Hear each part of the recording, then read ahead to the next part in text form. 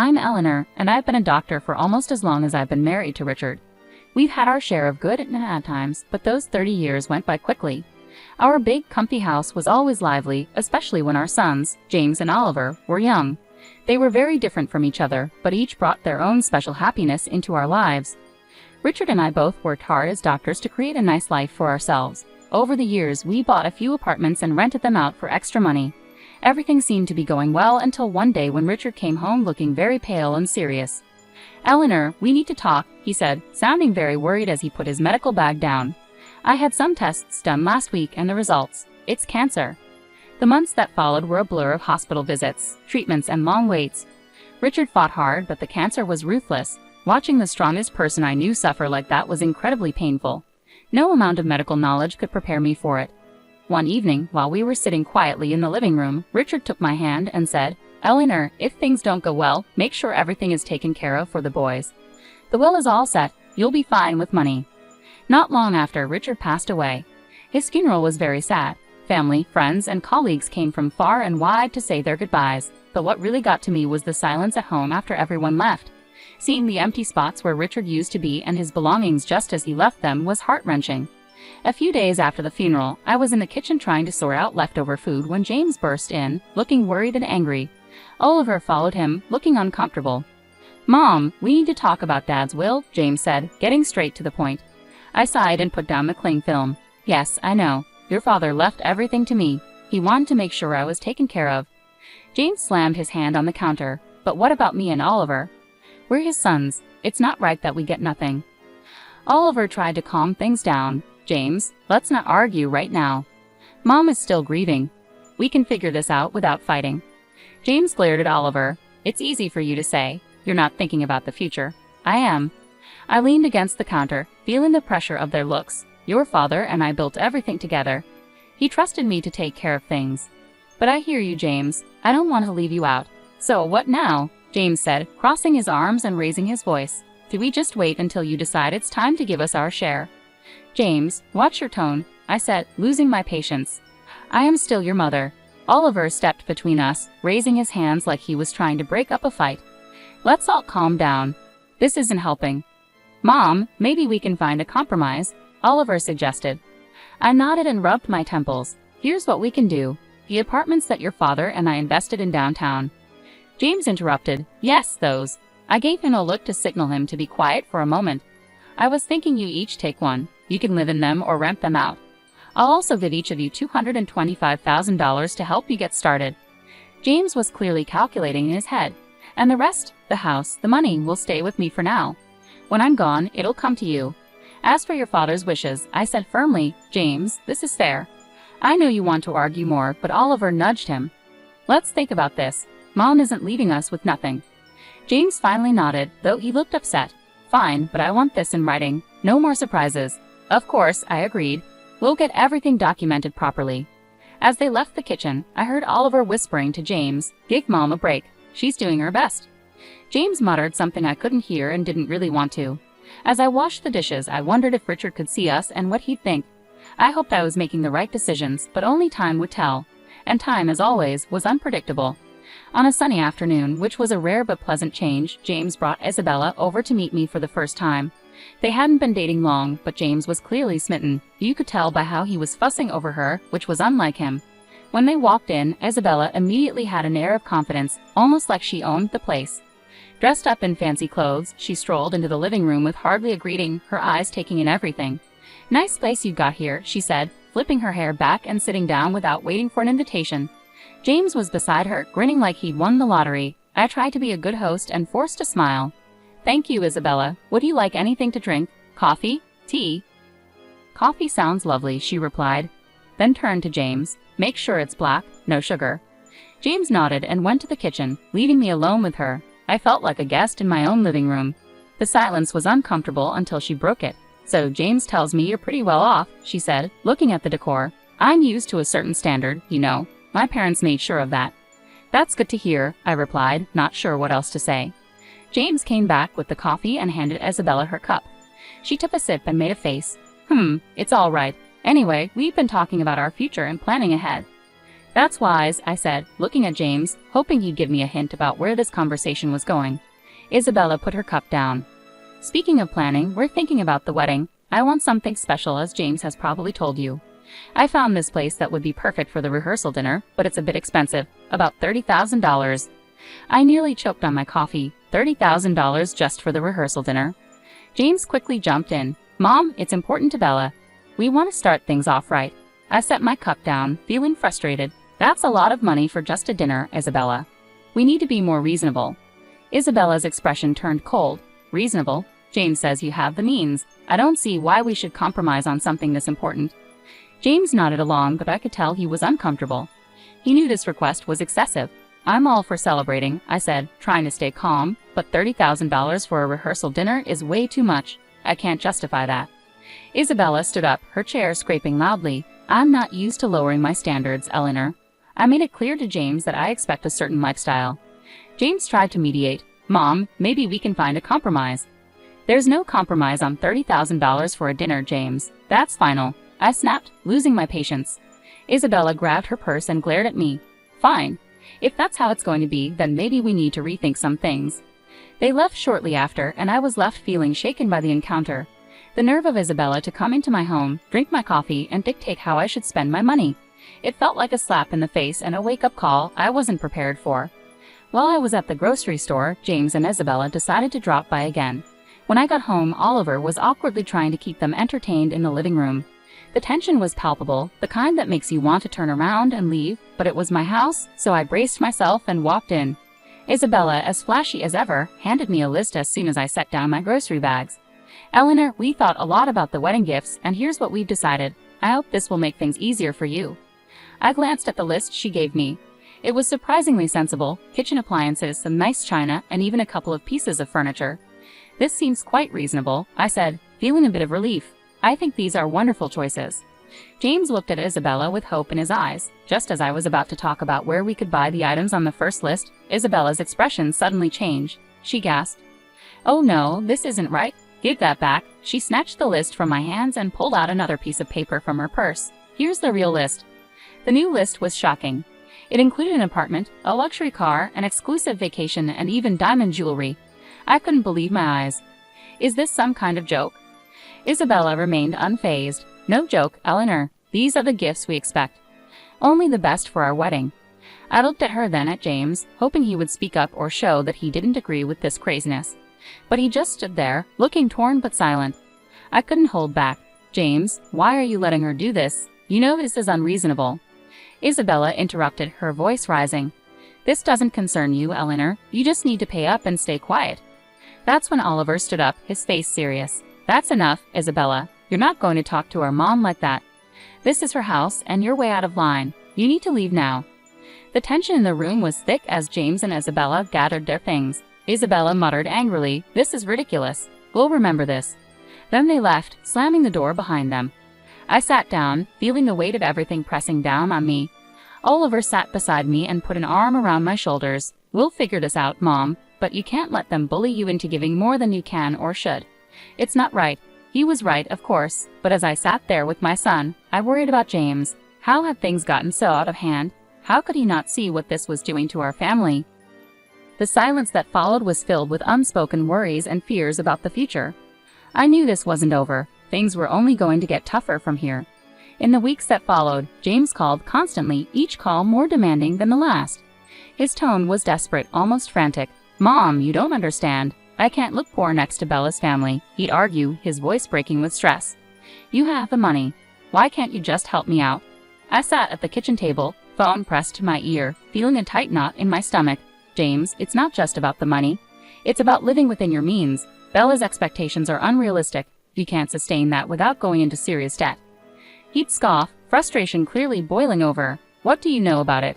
I'm not going to live like a... I need more from the inheritance now." "The offer stands," I said, trying to stay firm. "James, I've agreed to cover half the wedding costs, up to $115,000, and give a $5,000 gift. That's more than generous. Everything has to be agreed upon with me, though. No more surprises." There was a pause, then he laughed sharply. "That's nothing. You're just being stingy. You have $1 million sitting there. Why are you holding out on me?" Because it's not just about the money, I replied, my patience wearing thin. It's about not supporting a fantasy that will ruin you. He yelled so loudly that I had to pull the phone away from my ear. I don't need this. I'll handle it my way. Forget you. And with that, the call ended abruptly. Months went by in silence. I tried to keep busy with daily routines, pushing thoughts of James to the back of my mind, but the calm didn't last long. One afternoon, the phone rang, and it was my sister-in-law, Anita. Eleanor, I thought you should know, Anita said cautiously. James is flying all the wedding guests to Hawaii. He sold his apartment to pay for it, and he expects you to make your own way there. He mentioned you weren't interested in helping. I hung up, feeling a mix of anger and sadness. How could he be so reckless? Before I could process it all, Oliver came into the room with a serious look on his face. Mom, there's something you need to hear. I recorded their conversation when they were here. He handed me an audio recorder. I pressed play, and the voices of James and Isabella filled the kitchen. James, your mom is just a nasty old woman with a fat wallet. We need to squeeze as much as we can out of her and then cut her off. James's voice came through chillingly clear. Whatever it takes, Bella. I'm not going to let her control us. If it comes down to it, I'll kick her out in her underwear. I turned off the recorder, my hands shaking. Hearing my own son speak about me like that was unbearable. The room seemed to spin as I tried to grasp the full weight of his betrayal. Deciding to fly to Hawaii wasn't easy, but Oliver and I were determined to face whatever lay ahead. When we landed and approached the venue, I was overwhelmed by its extravagance. Flowers were everywhere, lights twinkled like stars across the evening sky, and music floated in the air. As we entered the gathering, I saw James and Isabella mingling with guests, looking like a picture-perfect couple with their smiles and laughter. It hurt to see my son so lost in this artificial world. Before I could move closer, Isabella spotted us. Her smile vanished, replaced by a scowl. She marched over, her high heels clicking sharply against the stone pathway. You shouldn't be here, she hissed, stopping just inches from me. Her voice was loud enough to attract attention. This is my day, and you're not welcome. I was taken aback, but before I could say anything, her parents, who had overheard, approached us. Her father, a tall, stern-looking man, spoke first. Isabella, that's no way to speak to your guest, especially not to James's mother. Her father said sternly, his tone making Isabella's cheeks flush with embarrassment. Her mother, looking equally shocked, turned to me with an apologetic smile. Eleanor, please come with us. Let's find you a place to sit. They guided us to a table at the edge of the setup, clearly an afterthought, with no proper setting. The ceremony soon began, but the speeches felt hollow given the tension. Then, unexpectedly, I was handed the microphone. I stood up, my legs shaky but my determination strong. I came here today to wish my son and his new wife a happy future, I started, my voice steady despite my nerves. But I also believe in honesty and integrity, qualities that have been missing from the events leading up to this day. Isabella's face went from pink to red, her eyes shooting daggers at me. I was asked for money time and again in amounts that no reasonable person would consider justifiable. When I couldn't meet these demands, I was threatened with separation from my family and future grandchildren. My voice cracked a bit, but I continued. Oliver, seeing my distress, stepped closer and placed a supportive hand on my shoulder. I nodded at him and then turned on the audio recording he had made. Isabella's voice filled the air, cold and calculating as she discussed how they planned to extract more money from me. James's voice agreed, saying he was prepared to leave me with nothing for his bride. The crowd's murmurs grew louder, filled with shock and disapproval. I turned off the recorder, the silence in the room heavy. I gave my son an apartment and $25,000, and it was still not enough. Today, I am making it clear, I will not be treated as an ATM or threatened. I am disowning James and Isabella. I wish them well, but from this day forward, I am choosing to remove myself from their lives. The reaction was immediate. Isabella screamed, her voice shrill and angry. You've ruined my wedding. I curse you. Returning home was bittersweet. In the quiet of my house, I made a decision that even surprised me. I quit my job. After years of healing others as a doctor, it was time to focus on healing myself and rebuilding the life that had been torn apart. Oliver, bless his heart, had just graduated from art college and was brimming with ideas and ambition. With the $25,000 I had given him, he opened his own tattoo parlor. It wasn't just any shop. It quickly became a place where art and skin met in stunning displays. Oliver poured his heart into his work, and it paid off. He began entering tattoo contests, and soon his name was well known locally. Before long, he was opening more locations, creating a network of salons that became a hotspot for tattoo enthusiasts. I'd watch him sketch late into the night, his dedication a stark contrast to the chaos his brother had created. You're doing amazing, Ollie, I'd say, feeling proud. During these calmer months, James reappeared one afternoon. He showed up at the door, looking tired and defeated, so different from the ambitious man he used to be. "Mom, I need to talk," he said, sitting down without waiting for an invitation. His voice was weary, a far cry from the demanding tone I was used to. I sighed and motioned for him to continue. "What is it, James?" "It's Bella. She's driving me insane. Nothing's ever enough. I got a second job, but it's still not enough for her." His voice was desperate, but it didn't erase the past. "James, I warned you. I told you living like that with someone like her wouldn't be sustainable." He rubbed his face, clearly frustrated. I know you warned me, but I thought—" His voice trailed off, replaced by a deep sense of hopelessness. "Thought what? That money would magically appear just because you wanted it to." My tone was sharp, hardened by years of frustration. "Look at your brother. He started with the same amount and built something of his own without stepping on anyone." James bristled. "Yeah, well, not everyone's like Oliver, are they? I have a right to the inheritance too, remember? And when you're gone, it'll come to me." That was the last straw. "Get out, James," I said firmly. "And don't come back, not this time. You chose your path." His jaw tightened, and for a moment, I thought he might argue further. But instead, he turned and walked out, slamming the door behind him. In the quiet that followed, Oliver came downstairs, having overheard the end of our conversation. "Are you okay, Mom?" he asked softly. I nodded, wrapping my arms around Oliver. "I'm okay now, thanks to you. Let's focus on the good we can create and the life we can build together." He hugged me back, his presence a comforting reminder that not all was lost. In that moment, I felt that despite the heartaches, the journey was still worthwhile. We had each other, and that was enough to keep moving forward. Once the storm with James had passed, our home settled into a peace I hadn't felt in years. During this calm period, Oliver introduced someone special, Sarah. She was everything Isabella wasn't: kind, humble, and genuinely caring. As the weeks turned into months, their relationship deepened, and they soon announced their engagement. Unlike James's extravagant wedding, their ceremony was a simple, heartfelt event in our backyard. With flowers from the garden, homemade decorations, and a small group of close friends and family, the day was perfect. During the reception, I pulled Oliver aside. "You've chosen a wonderful woman," I said, my voice choked with emotion. He squeezed my hand and smiled. "I learned from the best," he replied, giving me a knowing look. Life moved quickly after that. They sold the apartment I had given Oliver, adding some of their savings to buy a small, cozy house just a few miles away. One sunny afternoon, while we were having tea in their new living room, Sarah shared some exciting news. "Eleanor, we're expecting twins," Sarah announced, her eyes sparkling with excitement. I nearly dropped my cup, overwhelmed with joy. "Twins? Oh my goodness, that's wonderful." Oliver beamed, his pride clear. "We wanted you to be the first to know. We're really happy, Mom." "Twins," I repeated, letting the words sink in. Grandchildren. It was a new chapter I was eager to embrace. As for James, news about him was rare. The last I heard, he had divorced Isabella. She had taken almost everything in the split, leaving him to start over in a different city. Despite the pain he had caused, it hurt to know he was out there struggling because of his choices. One evening, as I was looking through old photo albums, Oliver came and sat beside me. He noticed a picture of James and me from years ago.